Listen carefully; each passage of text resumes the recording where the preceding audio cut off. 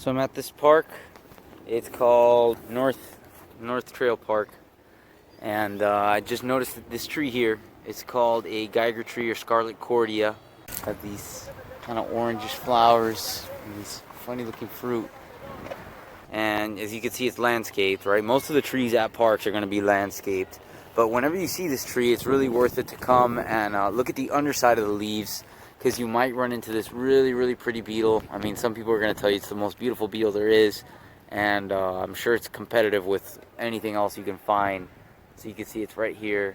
It's got a really nice iridescent color that, you know, sometimes it shines just right in the sunlight. It's a really pretty color. There you go. It's really shining there, looking emerald.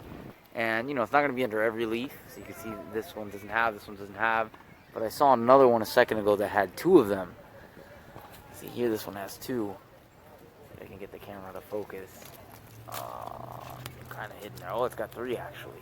Alright, so you see what I mean? They're just about everywhere. I'm not sure if you caught that, but there were actually four, and then a fifth one falls off the leaf above.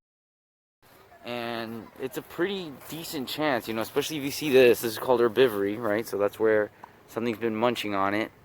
And if you see something like that, then it's a good sign that you're going to run into these little beautiful beetles. And sometimes you'll see the larvae as well, which I photographed before. I don't see any here on this tree, but I'll include a picture. So yeah, it's a cool thing to look out for in your local parks here in South Florida.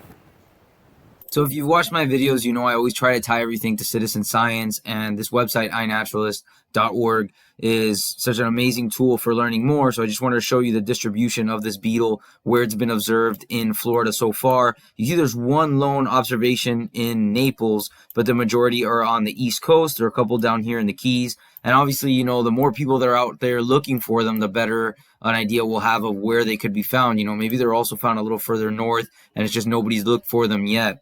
So you remember, you could always come over here and click on the grid mode and kind of see some other observations that people have posted, and you could see some larval stage photos as well to get an idea of what they look like. So thanks for watching my video, and I'll see you next time.